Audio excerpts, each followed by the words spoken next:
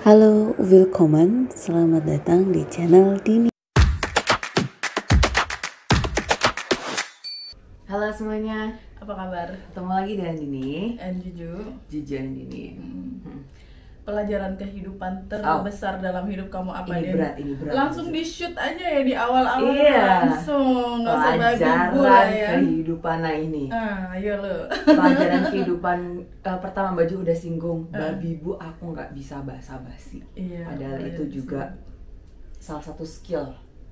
Dalam kehidupan Iya. yang nggak diajarin di sekolah gitu. Iya, Nah, jadi at least basa-basinya itu cuma sekedar sapaan, selamat pagi, apa kabar, itu termasuk basa-basi. Tapi halo, gitu. iya, aku nggak aku nggak kenal ngomong baju, aku nggak mau. Tapi itu bukan pelajaran kehidupan yang benar-benar nge-shoot kamu terus Enggak, menempa kamu bukan, jadi bukan. somebody else gitu yang jauh Ya. lebih hebat dari sebelumnya. Ya kalau misalnya. yang itu adalah love relationship sih. Kalau relationship dengan orang lain aku nggak ada masalah, alhamdulillah. Iya. Tapi yang love relationship ini itu yang pelajaran kehidupan yang besar banget. Jadi sebenarnya nggak ada yang nyuruh juga gua nggak pacaran baju, nggak ada yang nyuruh gitu. Tapi itu yang aku dapetin gitu dari kajian-kajian gitu, dari aku ngaji apa segala macam gitu kan. Nah orang tua aku tuh juga ngasih saran buat kamu nggak apa-apa kalau misalnya pacaran atau berhubungan dengan lawan jenis itu keluar berdua atau misalnya saling mengenal dulu, caranya gini tuh aku nggak diajarin gitu Maju. Aku dibiarin nggak pacaran itu gitu. Ya bukan salah orang tua aku juga gitu, nggak ada salah siapa-siapa, cuman mungkin ini bisa lebih apa ya Maju, love relationship ini diajarkan dengan tidak mentabukan hal itu gitu. Jadi nanti bisa mengantisipasi Betul. kejadian di masa yang akan datang. Kamu akan lebih berhati-hati karena kamu udah belajar Betul. sebelumnya. Nah, gitu aku kan. juga akan ngasih tahu generasi anak muda zaman sekarang gitu nih, kalau misalnya aku punya kesempatan ya Baju buat ya kamu mengenal lawan Pasangan. jenis itu, Calon pasangan itu nggak apa-apa dengan cara yang membuat kamu nyaman gitu. Intinya tidak melanggar norma. Apa melanggar norma? Ya jangan sampai lu hamil di luar nikah. Ya sih. Nah itu kayak gitu-gitu loh Baju. Nah itu yang pelajaran yang aku ingin sampaikan gitu, dan itu hit me hard gitu. Kamu pernah punya ada pengalaman Ya. semacam itu Ya, kan? gitu. Dan itu nggak diajarin di sekolah. Nggak diajarin ya, sama karena itu sekali. pelajaran kehidupan. Iya, malah ya kan? pelajaran agama Islam itu kan ya kayak gitu, gitu kan ya, nggak apa namanya, berdua-duaan itu nanti yang ketiga setan kayak gitu. Emang benar gitu. Tapi kan kalau misalnya kita tahu normnya, kita udah pegang Imannya juga imannya kuat. betul. Di rumah kita udah diajarin seperti itu nggak akan nggak akan apa ya? Kita akan tahu gitu alarm-alarm itu. Jadi ingat dulu waktu gue masih pacaran sama Yeah. suami dulu Yeah. kan, masih pacaran ya kan, Yeah. sempet sama tante-tante sama orang-orang di daerah saya gitu bilangnya, kenapa nggak segera dinikahkan aja, kan mereka udah pacaran kayak gitu kan. Si suami saya waktu itu masih jadi pacar, sering main ke rumah gitu, padahal dari kota beda provinsi Iya. jauh banget kan, sering main ke rumah. Makanya banyak yang bilang kenapa nggak disuruh nikah aja Kenapa gitu. nggak suruh nikah Tapi aja? saat itu Din, aku tuh pemegang beasiswa. Iya. Ya kan, pemegang beasiswa. Jadi aku nggak boleh melakukan suatu kesalahan yang bakalan merugikan aku di masa depan. Dan ayahku tuh tahu itu. Dan ayahku sangat percaya sama aku bahwa aku nggak bakalan melakukan hal-hal yang mempermalukan keluarga gitu loh. Jadi begitu ada omongan-omongan kayak gitu, yang marah besar tuh ayahku, yang marah banget ke mereka semua, dan kayak kalian yang sembarangan nuduh Ngomong. anak saya Iya. gitu. Anak saya itu orangnya bisa bertanggung jawab, dia tahu pilihannya, dia tahu apa yang dia lakukan gitu kan. Dan terbukti akhirnya kita nikah, dan aku juga nggak hamil di luar Iya, nikah gitu loh. Dan benar, kita juga benar. nikahnya baik-baik, semuanya Yes. everything's fine. Everything's Saya fine. kuliahnya lulus, beasiswanya tetap jalan Iya, gitu kan. Nikah juga dengan orang yang baik-baik gitu loh, Din. Betul. Nah itu loh Baju, aku tuh nggak ada itu gitu ya, yang di kepala aku tuh nggak boleh gini tuh gini gitu loh, ntar gini ntar gitu kayak gitu. Jadi ya memang ada yang works dengan aturan-aturan seperti itu ya Baju. Ada teman-teman aku yang melakukan itu semua itu dan mereka nggak apa-apa gitu, mereka kenal langsung nikah dan sekarang punya anak gitu. Ada yang gitu, cuman mungkin pesanku itu besok tuh agak lebih general gitu loh, karena aku nggak tahu dia works dengan yang mana. Makanya kalian bisa mengenal pasangan kalian dengan metode apapun yang buat kalian nyaman gitu. Iya. Dan kalau kita ngomongin pelajaran kehidupan itu nggak cuma masalah pasangan ya kan, banyak banget pelajaran-pelajaran yang di sekolah nggak diajarin. Pelajaran kehidupan yang di sekolah nggak diajarin gitu. Contohnya yaitu melakukan kesalahan itu ya. Betul. Melakukan kesalahan dan memperbaikinya. Pertama bangkit itu setelah salah ngakuin dulu nih. Nah itu kan nggak diajarin tuh, nggak diajarin. Oke, gue salah. Ngaku salah itu juga. Salah dulu. Aduh baju. It's not easy. Tapi itu emang memang siapa orang yang mau disalahin tuh nggak ada. Ya makanya kalau emang udah salah, ngaku salah pertama. Kedua, bagaimana kita bangkit dari kesalahan itu, bagaimana kita mencari solusinya gitu kan. Nah itu yang penting sebenarnya. Berbuat kesalahan nggak apa-apa, solusinya apa gitu.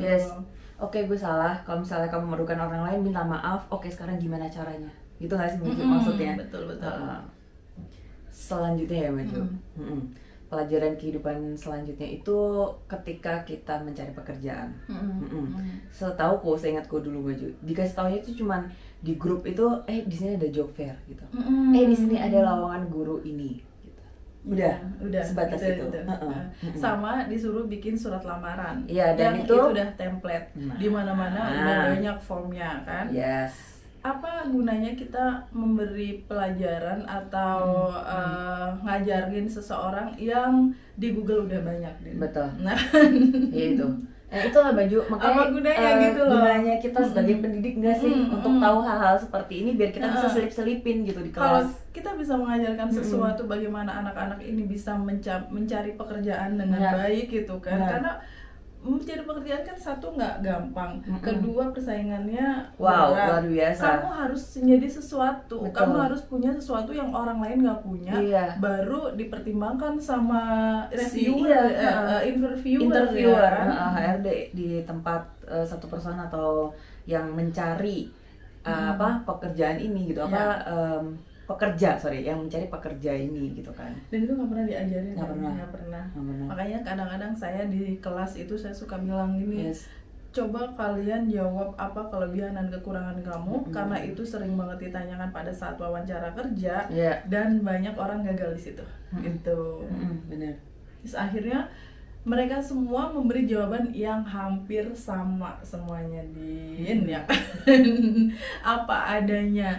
Masalah sepele kayak coba jelaskan siapa diri Anda.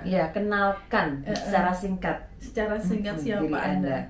Itu juga jawabannya template juga, banyak yang sama kayak nama, alamat, tanggal lahir, anak keberapa, adiknya berapa, kayak gitu, orang tuanya kerja apa.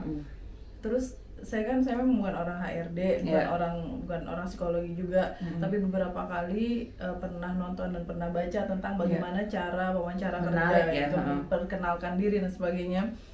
Ternyata hal-hal semacam itu perusahaan nggak mau tahu.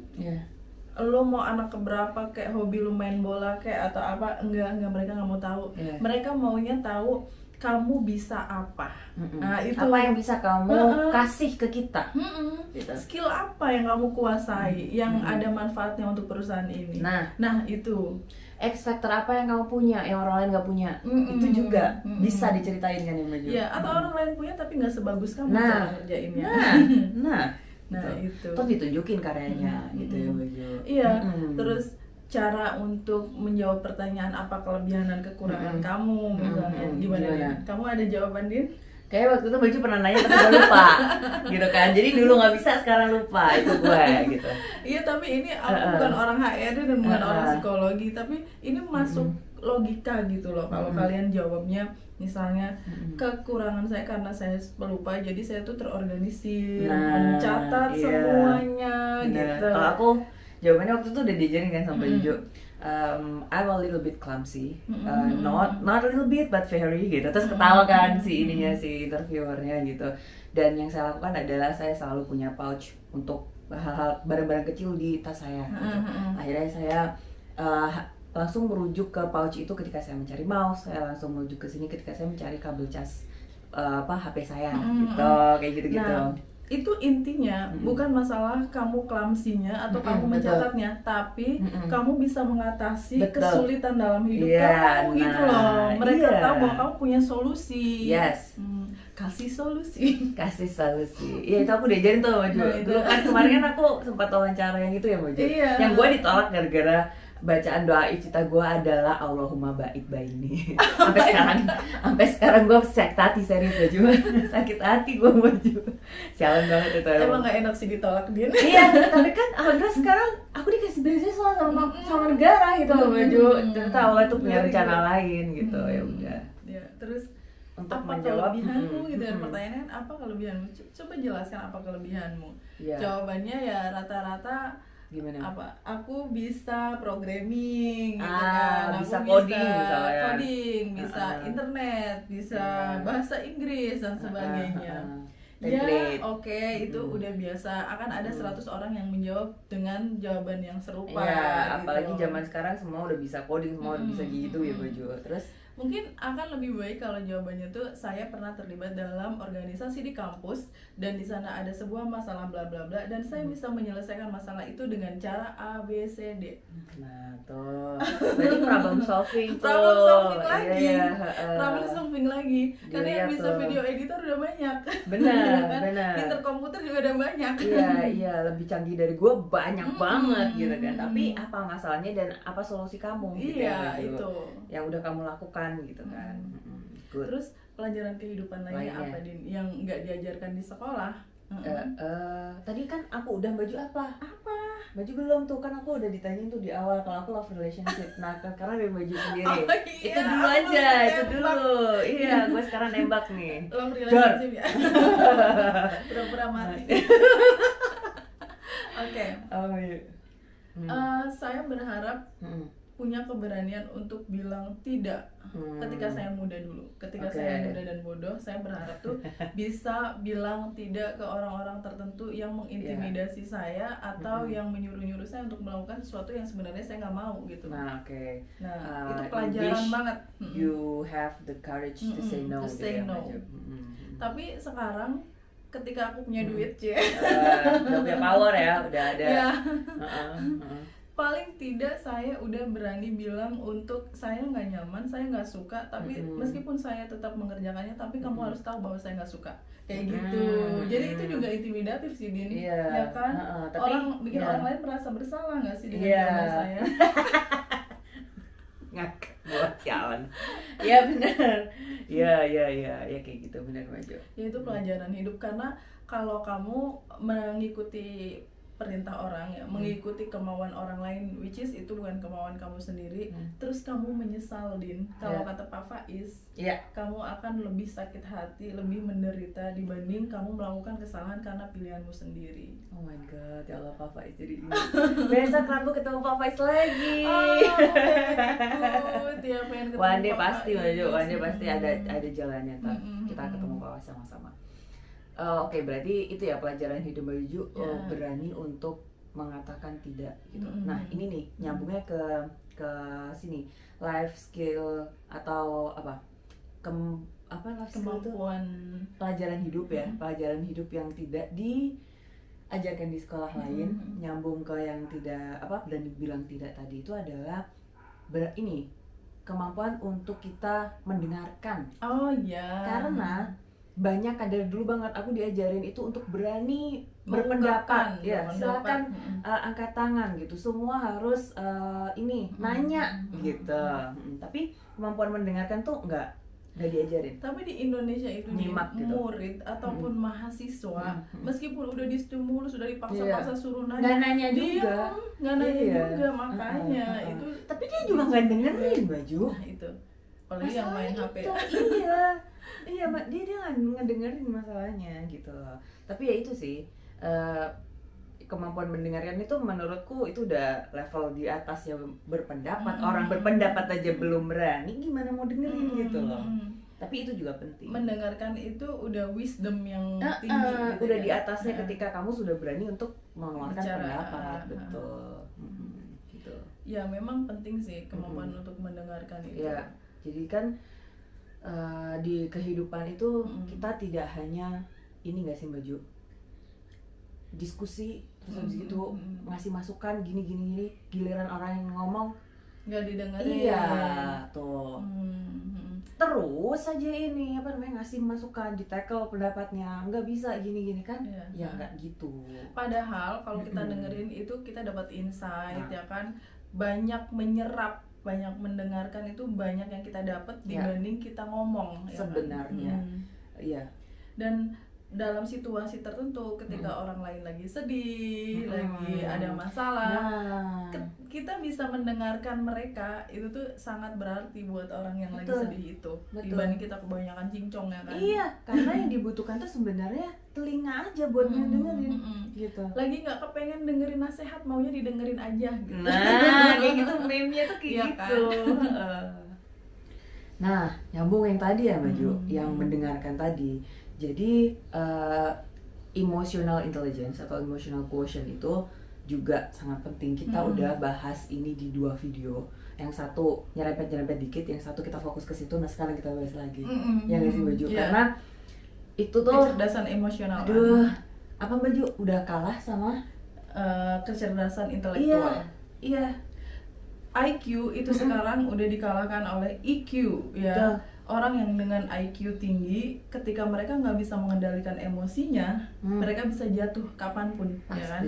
Tapi orang yang IQ-nya biasa-biasa aja, mau belajar dan punya kemampuan mengendalikan emosi yang baik, itu mereka akan punya kesempatan lebih baik dibanding mereka yang IQ-nya tinggi. Setuju. Diulang lagi ngomongnya.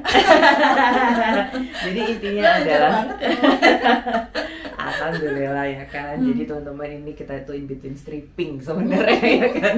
Jadi tuh mulut tuh udah kaku banget itu. Oke, balik lagi ke tema. Bukan kaku, lancar.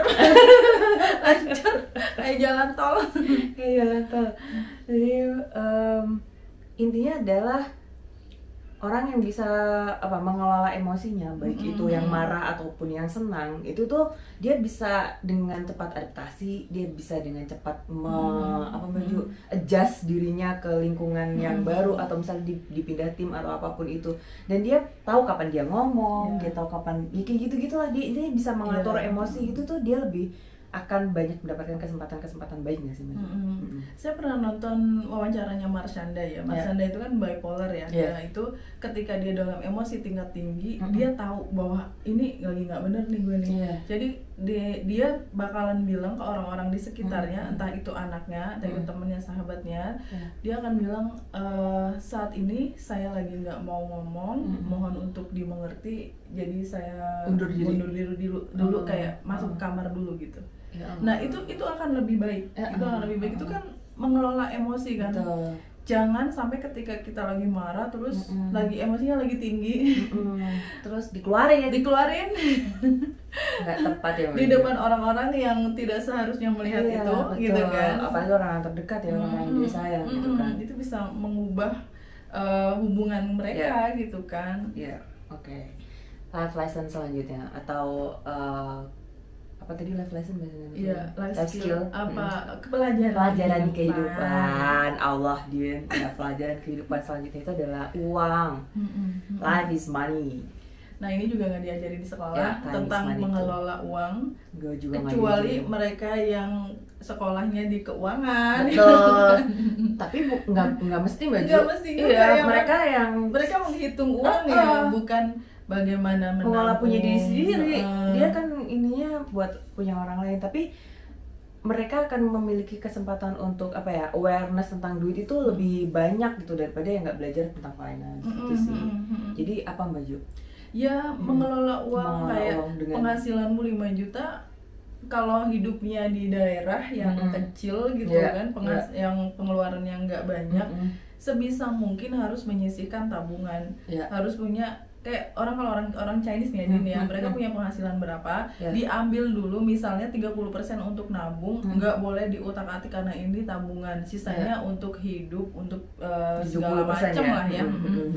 Kalau orang kita beda, kadang dikeluarin dulu, habis itu sisanya ada berapa ditabung gitu kan. Kalau di Chinese tabungan dulu nih yang di ini kan gitu.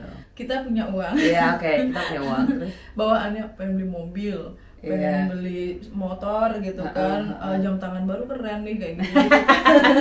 Tapi terus aja. Tapi nggak pernah berpikir bagaimana uang itu jadi uang lagi gitu. Itu juga nggak diajarin sama guru kita. Benar. Ya kan? Gimana caranya gue punya duit 100.000 bisa jadi 500.000. Iya, gimana caranya itu. Nah, ada banyak cara kan, tapi kan kita harus nyari sendiri gitu. Iya, betul, itu nggak harus belajar juga gitu. Yes. Nah, itu penting termasuk banget. Membayar hutang gitu kan.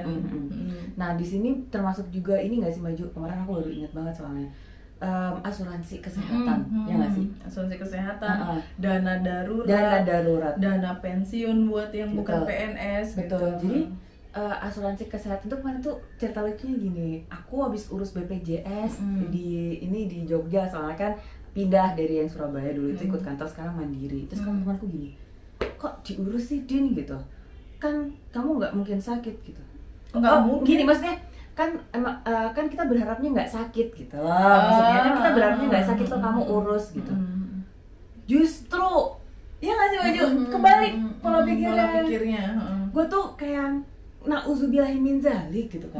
Tapi akan lebih baik jika aku sudah punya ini gitu lah, saving money for something. Karena kan aku nggak tahu ya ke depannya gimana, meskipun namanya juga kita udah menjaga kesehatan, kita udah hati-hati gitu di jalan biar nggak jatuh dan seterusnya. Tapi kan namanya juga ini ya force major itu kejadian yang emang kita nggak bisa predik gitu. Tapi kan ya harus ada gitu.